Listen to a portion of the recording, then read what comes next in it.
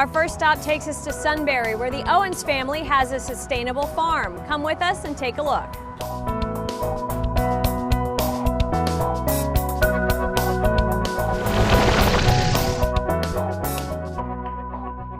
Owens Farm began in New Hampshire when David and Caroline Owens became concerned about the long-term health effects of industrialized meats. Before we had kids, after we were married, we just started raising our own food. We wanted to know what we were eating. They started small, raising animals on 13 acres in New Hampshire, avoiding the use of chemicals and growth stimulants. Over time, however, demand for their product grew.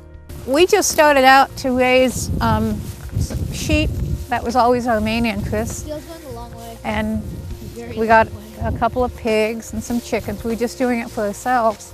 And what was, looking back, what was happening was that the local food movement had begun. We just didn't know it. All we knew was that our neighbors were saying, could you raise a few for me? Could you raise a few for me? Eventually, their business outgrew their acreage, and the search for the perfect location brought them to a spot on 112 acres in Sunbury. On a blustery day in early May, Caroline, David, and their son Kevin took me on a tour of their farm. We do rotational grazing, so between the grazing and the haying, we use up a lot of land. The farm is home to horses, 3 cows, sheep, pigs, and chickens. All of the livestock are grass-fed, which means that much of their food intake is from grazing. There is a science behind rotating the animals around the farm. With the help of her BlackBerry and a large map of the farm in the house, Caroline can keep track of the rotation. The important thing about that is I can look at that map and I can see when the sheep were last on the field. And that's important because if I can let 70 days go by before I bring the sheep back, a lot of the parasite eggs, the worm eggs, will die. Oh, okay. So if I can graze horses and cows in between sheep, or wait a couple of months before I go back with the sheep, they'll have less of a worm load. Wow. So it is kind of a big jigsaw puzzle. What we're going to do now, the sheep at the moment, because they move around like nomads, they are in that pasture and we're going to go up and move them. And right now what we've got is ewes with their lambs. We just finished lambing. In February and March they were in this barn, which actually is the only time they're in the barn. They were having their lambs and now they're all out grazing. As we walked out to the pasture, it was easy to see the difference between the paddock the sheep had most recently grazed. And this is sheep fence. It's plastic with filaments of metal. And the beauty of it, you can pick it up, roll it up, and set up a new pasture. This kind of technology is really the whole secret to rotational grazing. You really couldn't do that until portable fencing was invented. While modern technology keeps the sheep penned in, the Owens use an old school method for moving them from one pasture to another. Meet their dog, Gayle. The dog gets behind the flock and the sheep follow me.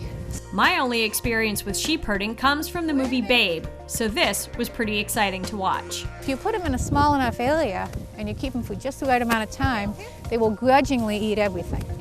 That last day, they'll eat their second favorites, and then you move them right off. Because the soil in Pennsylvania tends to be deficient in selenium, the sheep do get a little more to eat than just their pasture grass, but they are pretty low maintenance. We supplement them with a mineral and vitamin mix.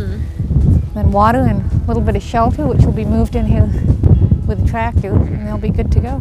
Wow. For probably a week. The sheep are an important part of Owens Farm. They have multiple functions. The lambs at the end of the year will go for meat. Some of them will be kept. But the most fun function is that these are the lambs we're going to be using in sheep camp. Yes, she said sheep camp. For 3 separate weeks during the summer, the Owens have 14 children come to the farm for a totally hands-on week of farming fun. Kids learn about animal and plant science with the farm and livestock serving as a living classroom. In addition, there are wool crafts, games, and hands-on work with the sheep. Another educational opportunity at Owens Farm is the Adopt a Sheep program. Who will adopt a ewe, a mature female, and come through multiple visits throughout the year. So they see the sheep and the farm at different seasons. And the visits are scheduled when there are strategic things happen in the sheep's life. Like we'll have people here when we're running them through the handling system, and which is like a sheep rodeo, rounding them up, trimming feet. They get to see every facet of the sheep's life. They come to shearing and they take the fleece home. and it ends up with you having a lamb. Caroline's background as a vocational ag teacher has a lot to do with her interest in providing educational opportunities on the farm. The family even sponsors education for other farmers. We invite a panel of shepherds to come to the farm that day, and we all talk about how we deal with the common problems. Because in almost anything, from parasites to health to vaccinations to feeding, there's no one way to do it. Right. It's more important to figure out why people do it the way they do it, and then figure out your own philosophy. We trekked across the fields from the sheep pasture to the pig pens. Rather than tilling the soil to plant a vegetable garden, the Owens let their pigs do the work. They move even more than the sheep. Really? Because they root up their land. Yeah. So we move them, plant behind them, move them, plant behind them. The first thing you notice about these pigs is, well, they're not pink. These are Tamworth pigs, a heritage breed from across the pond. They were used in England for hundreds of years. The thing about them, they thrive outside because they were doing fine before anybody even thought about confining pigs. Yeah. They don't mind the sun, the cold, the wind. They know how to root. They definitely know how to root. They also found our camera very interesting. They are so intelligent. They can smell when the electricity is off. And I've watched them smell it, determine that it's off, and go right through. A solar panel keeps the pig's electric fence turned on at all times. There are actually 3 pens for the pigs. One holds the hog, who couldn't be bothered to interrupt his afternoon nap for our visit. The next pen is for the sow and her new piglets, which are 2 weeks old. These guys in the 3rd pen will be sold for meat.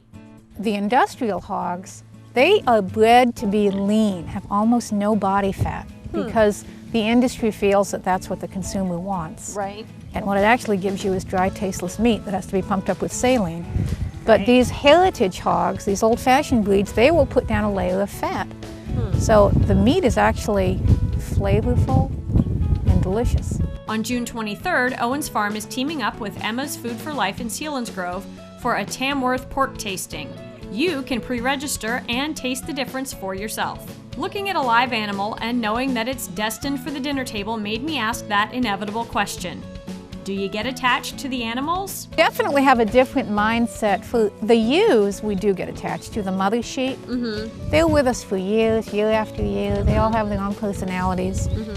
These guys, I'm going to pick one of the females, and we have the mama pig. The ones that stay with us year to year, they really become part of the farm. How an animal is treated is paramount to Owens Farm's customers. Was it raised with welfare? What did it eat, and how is it handled? A smaller pen holds the rams who, aside from helping make lambs, serve a unique purpose on the farm. Like our little weed whackers. We'll just put them in trouble spots all summer. Kind of wondering like how many sheep would it take to do my yard? David Owens runs the apiary. The honey from these bees is available for sale directly from the farm. Vegetable gardening and a small orchard also keep him busy. Owens Farm is definitely a family affair. Our last stop was in the barn to see Kevin and Kyle's chickens. And Kevin feeds these chickens, back to Shamrock Mills, a feed with no soybeans. Because one of his biggest customers is a lady that cannot eat, she's so allergic to soy, she can't even eat meat from an animal that's eaten soy. Kevin uses a variety of heritage breeds while his brother Kyle uses a white chicken bred specifically to have a large breast. Again, the taste of these breeds is said to be far superior to those produced by the industrial market. We had an event over at Emma's restaurant in Selinsgrove. We called it the Chicken Challenge. And we compared the white ones with the store-bought ones and the heritage ones, and Emma whipped up all of these wonderful traditional chicken recipes. Their sister Melissa kept a white chicken as a pet from last year's batch. She's a big girl. It's a very odd gaze. Yes. It's because of the breast meat. They bred these chickens to have big breasts. Just like the other livestock, the boys will be keeping the chickens outside to feast on grass and bugs. We're going to use electrified netting, just with small squares for the chickens. And they'll be moved every 2 or 3 days. It's the exact same model, but applied to the chicken. All of Kevin's chickens have been sold, but a few of Kyle's are still available by contacting the farm, either by email or on the phone. Owens Farm offers farm tours for groups of all ages. I highly recommend scheduling a visit. It's a fantastic experience. If you would like more information about the Owens Farm and their educational programs, visit their website, owensfarm.com. Coming up after the break, we're going back in time in Northumberland.